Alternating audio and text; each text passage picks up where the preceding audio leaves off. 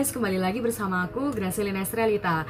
So, di video kali ini aku nggak akan berbagi informasi ke kalian, tetapi aku mau sedikit curhat mengenai suka dukaku selama tinggal di Korea Selatan sebagai pelajar. Nah, untuk sekarang ini aku sudah hampir mau 1 tahun tinggal di Korea Selatan sebagai pelajar bahasa. Kebanyakan dari kita mungkin sering banget ngelihat orang lain yang tinggal di Korea Selatan atau tinggal di luar negeri, sekolah di luar negeri, kerja di luar negeri, bilangnya pasti atau mikirnya pasti, wah enak banget ya orang itu bisa tinggal di luar negeri, bisa sekolah di luar negeri. Tapi namanya hidup ya pasti setiap orang tuh punya masalah sendiri-sendiri, atau ya namanya hidup pasti sawang sinawang lah kita bilangnya. Biasanya ada sukanya, pasti juga ada dukanya. Apalagi kalau kita tinggal di negara orang lain, itu kita nggak bisa seenaknya berbuat seperti di negara sendiri. Di negara sendiri pun kita nggak bisa seenaknya, tapi kita kalau tinggal di negara sendiri enaknya nggak perlu bingung soal visa dan lain sebagainya. Sedangkan kalau di luar negeri banyak hal yang perlu dipertimbangkan dan dipikirkan. So, di video kali ini aku mau share itu semua ke kalian menurut pandanganku atau opiniku sendiri. Yang mana dulu ya, suka atau dukanya? Sukanya dulu aja ya. Jadi, oke, yang pertama langsung aja. Sukanya tinggal di Korea. Nah, kadang aku sendiri masih sering kontak-kontakan sama temenku yang ada di Indonesia. Kita kadang sering tanya, gimana corona di Korea atau gimana corona di Indonesia. Banyak banget teman-temanku di Indonesia itu yang ngeluh, wah di sini tuh orangnya kadang nggak mau pakai masker dan lain sebagainya. Terus ada beberapa orang Indonesia yang kayak bandel, kalau dinasehatin juga nggak mau dan lain sebagainya. Sedangkan aku sendiri yang ada di Korea itu merasa bahwa orang-orang Korea ini cukup mematuhi peraturan ya, meskipun kadang adalah 1-2 kayak ajusi gitu yang nggak mau pakai masker, atau pas lagi mabuk dia nggak pakai masker. Tapi di sini itu orang-orangnya kalau menurutku selama masa pandemik ini cukup mematuhi peraturan yang ada, atau social distancing atau protokol kesehatan lah bahasa Indonesianya, yang sudah diterapkan sama pemerintah Korea.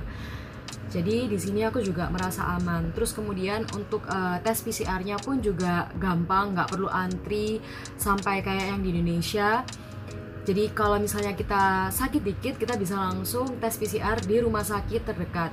Dan itu pun kita bisa lihat langsung di application, di map, Kakao Map atau Never Map, itu udah tersedia informasinya. Kemudian yang kedua, Korea Selatan itu menurutku merupakan salah satu negara yang cukup aman untuk kita tinggal. Jadi seperti yang aku bahas di videoku yang sebelumnya, tinggal di Korea Selatan itu aman nggak sih? Nah, menurutku pribadi tinggal di Korea Selatan itu cukup aman. Jadi aku merasa aman banget di sini. Pulang malam-malam, kadang jam 12 baru sampai rumah, jam setengah 12 baru sampai rumah. Pulang jalan kaki sendirian, itu gimana ya, kayak aku ngerasa aman. Beda banget sama waktu di Indonesia. Di Indonesia itu meskipun aku naik mobil atau kendaraan pribadi, sepeda motor, itu masih merasa kayak was-was banget gitu loh.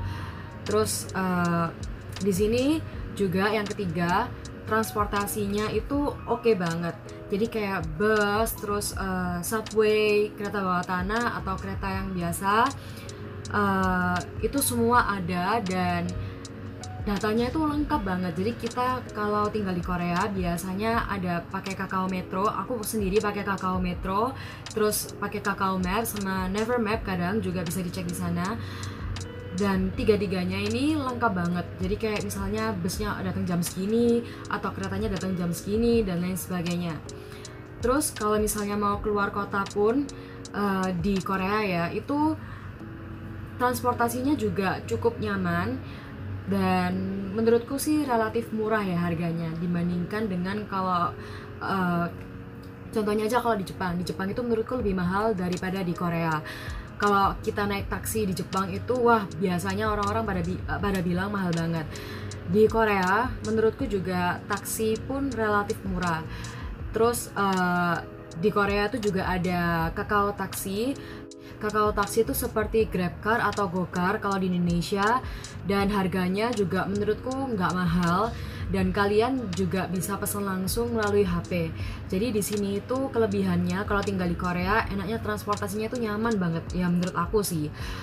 Terus yang keempat, di sini terutama di kota Seoul, apalagi kalau kita tinggal di daerah deket Jihacheol, terus atau daerah tengah kota gitu, distrik, pasti semua itu ada kayak Olivion, Lalafla, terus tempat makan, restoran, fast food, terus convenience store, semua serba ada. Dan itu pun bukan aku yang bilang, tapi kayak teman-temanku orang luar, Wigugin, itu semua pada bilang kalau di Seoul itu semua serba ada, dan mereka merasa nyaman juga karena hal tersebut. Sama aku pun juga merasa nyaman karena di sini tuh enak banget kalau mau nyari, misalnya apalagi kita yang cewek ya, mau nyari alat make up atau mau nyari skincare dan lain sebagainya, itu gampang banget, tinggal pergi ke Olivion terdekat atau ke Lalafla. Dan yang kelima, di sini tuh cari part time banyak dan mudah, terutama di kota Seoul, karena kota Seoul kan memang penduduknya yang paling banyak dan paling ramai. Dan di sini itu juga pastinya paling banyak usahanya atau kayak toko-toko dan lain sebagainya gitu loh. Jadi untuk cari part time di sini tuh lebih gampang. Untuk cari part time-nya gimana dan lain sebagainya mungkin aku nanti bisa jelasin di video lainnya. Dan di sini kalau kerja part time, menurut aku gajinya itu cukup tinggi. Dan di Korea ini ada tarif minimum per jam. Kalau sekarang untuk tarif minimum per jamnya itu 8.720 won. Berapa ya kalau dikalikan rupiah? Tinggal dikalikan 13 rupiah aja. Terus yang terakhir, sukanya aku tinggal di sini itu ya yang pasti karena aku punya kebetulan aku punya pacar orang Korea. Jadi sekarang aku udah nggak LDR lagi. Kalau dulu waktu masih tinggal di Indonesia LDR, dan kalau misalnya mau ketemuan itu harus kayak janjian, dan pasti liburnya harus yang libur panjang, nggak bisa asal ketemu. Terus pasti juga kayak ketemunya itu kadang ya di Indonesia atau nggak di Korea atau nggak di negara lain, which is ngeluarin biayanya tuh pasti lebih banyak kan. Itu sih kalau sukanya sih itu, untuk tinggal nyaman banget sih kalau menurut aku. Dan dukanya nggak enaknya, pertama, kalau tinggal di negara lain, nggak cuma di Korea aja sih, pasti kita perlu izin tinggal kan, yaitu yang namanya visa. Nah, dari visa pelajar ini kita nggak bisa seenaknya, seperti yang aku bilang tadi di awal, nggak bisa seenaknya untuk kerja atau lain sebagainya.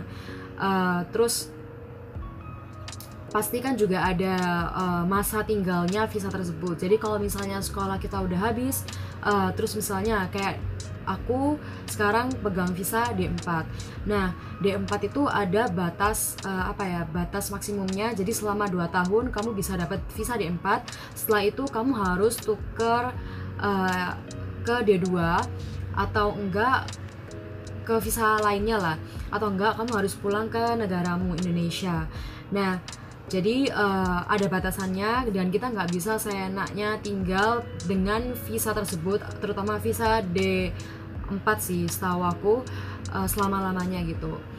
Dan untuk di sini visa D4 pun kerja juga dibatasin jamnya. Kalau di sini itu D4 atau pelajar bahasa maksimal mungkin per jamnya 20-25 jam. Terus juga harus lapor ke imigrasi. Jadi kalau misalnya kita ganti paspor, terus kalau misalnya kita pindah rumah atau alamatnya tempat tinggal kita ganti, terus kalau kita kerja part time ganti dan lain sebagainya, kita mau kerja part time itu semua harus lapor ke imigrasi. Dan itu terbatas kan, jadi kayak agak nggak enak sih memang. Kadang pun pasti kita juga mikir, aduh visanya gimana ya kalau nggak bisa diperpanjang lagi dan lain sebagainya. Pasti kadang itu bikin kita stres lah intinya. Nah, terus yang aku bahas tadi di sukanya, di sini gaji part time-nya atau gaji per jamnya itu kan cukup tinggi. Tapi perlu diingat juga kalau biaya hidup di sini itu juga cukup tinggi dibandingkan di negara Indonesia. Di sini tuh pengeluarannya per bulan bisa jauh lebih banyak. Misal contoh ya, kalau di Indonesia kita mentok-mentok bisa keluar sampai 3 juta per bulan, atau tinggal misalnya kalau kita tinggal sendiri mungkin 5 juta lah bisa. Itu udah termasuk banyak gak sih per bulan untuk kita pribadi?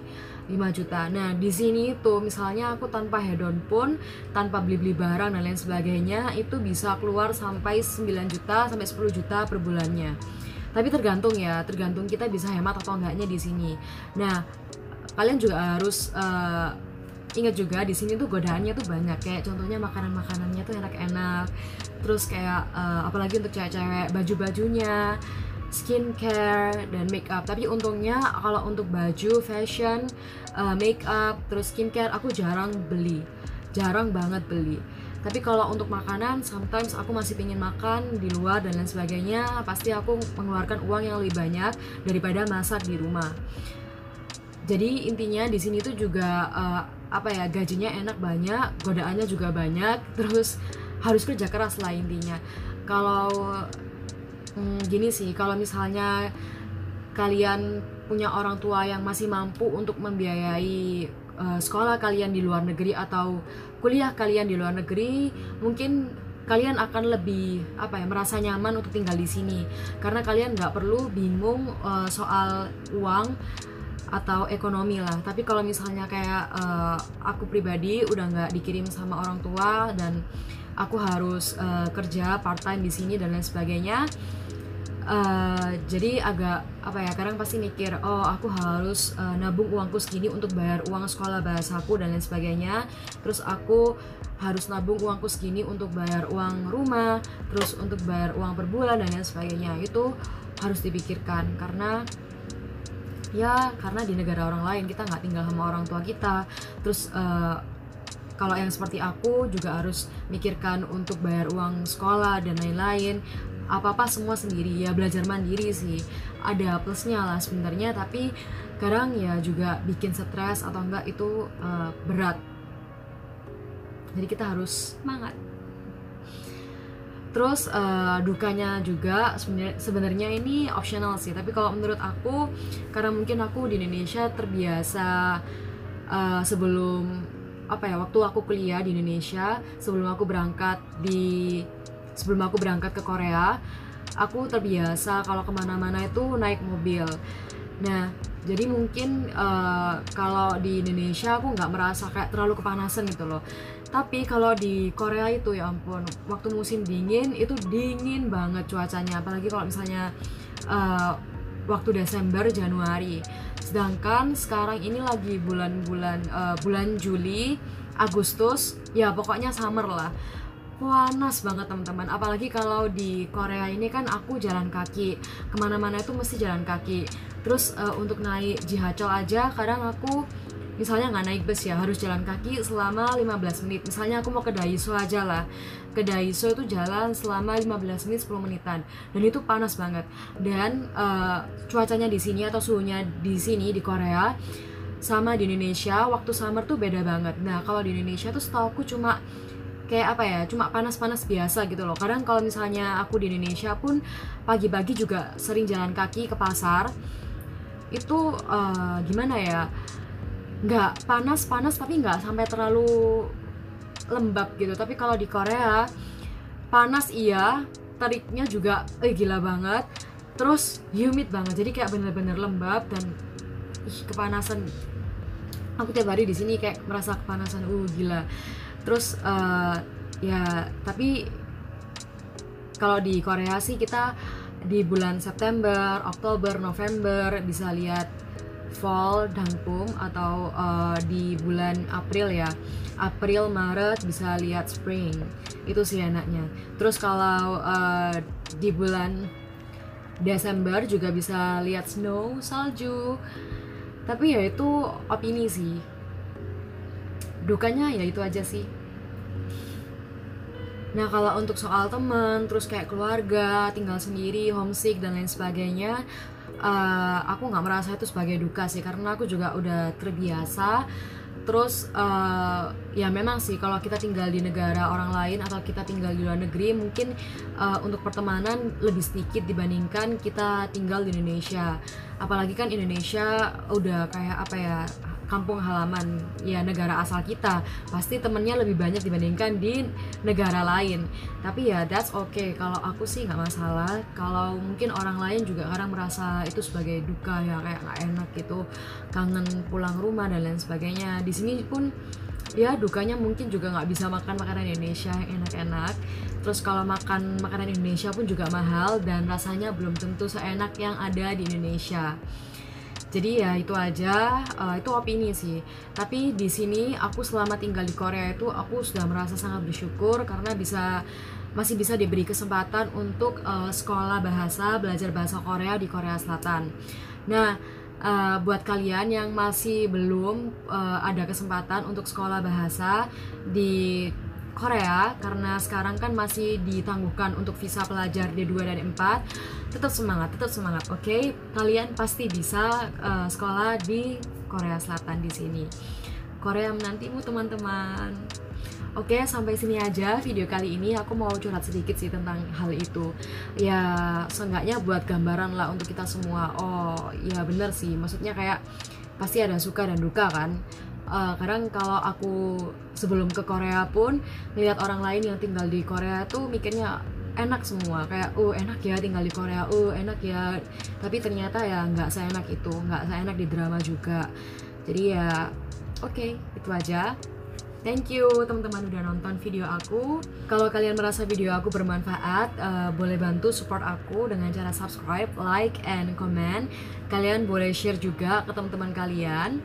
Makasih banyak, sampai ketemu di video berikutnya, bye-bye.